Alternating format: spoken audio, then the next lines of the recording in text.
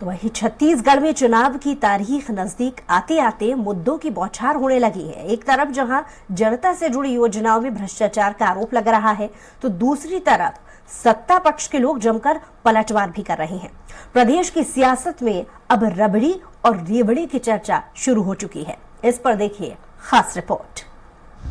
छत्तीसगढ़ में चुनाव को देखते हुए लगातार मुद्दे उठाए जा रहे हैं। जनता को साधने के लिए विपक्षी पार्टी बीजेपी कांग्रेस सरकार की योजनाओं पर सवाल खड़े कर रही है, तो दूसरी ओर कांग्रेस केंद्र सरकार के फैसलों पर निशाना साध रही है।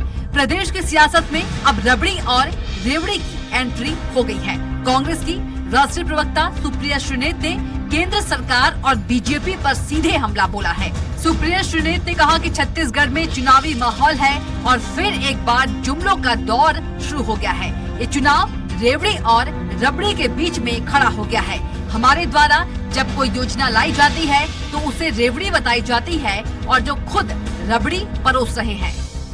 चुनावी रण अंततोगत्वा रेवड़ी और रबड़ी के बीच में आकर खड़ा हो गया है।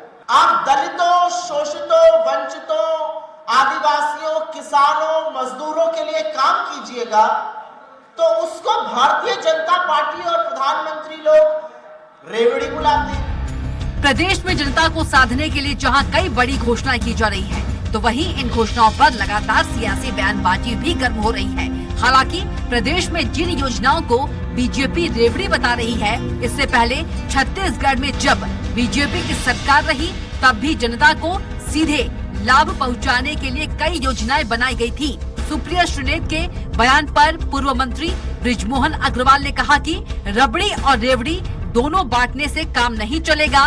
लोगों की मूलभूत सुविधाएं हैं, लोगों को सड़क चाहिए, पानी चाहिए, बिजली चाहिए। पीएम आवास जैसा गरीब व्यक्ति का सपना होता है कि उनका एक घर हो। छत्तीसगढ़ में 16 लाख ग्रामीणों और 5 लाख शहरी लोगों का आवास छीनने का काम किसी ने किया है तो कांग्रेस पार्टी ने किया है। अगर गरीबों का आवास रबड़ी है तो यह कांग्रेस को मुबारक हो। रबड़ी और रेवड़ी दोनों बांटने से काम नहीं चलेगा। जो लोगों की मूलभूत सुविधाएं हैं, लोगों को सड़क चाहिए, पानी चाहिए, बिजली चाहिए। अब प्रधानमंत्री आवास जैसा गरीब व्यक्ति का सपना होता है कि उसका एक अपना घर हो, और छत्तीसगढ़ में 16 लाख ग्रामीणों के और 5 लाख शहरी लोगों के आवास छीनने का पाप किसी ने किया है तो भूपेश बघेल जी और कांग्रेस पार्टी ने किया है।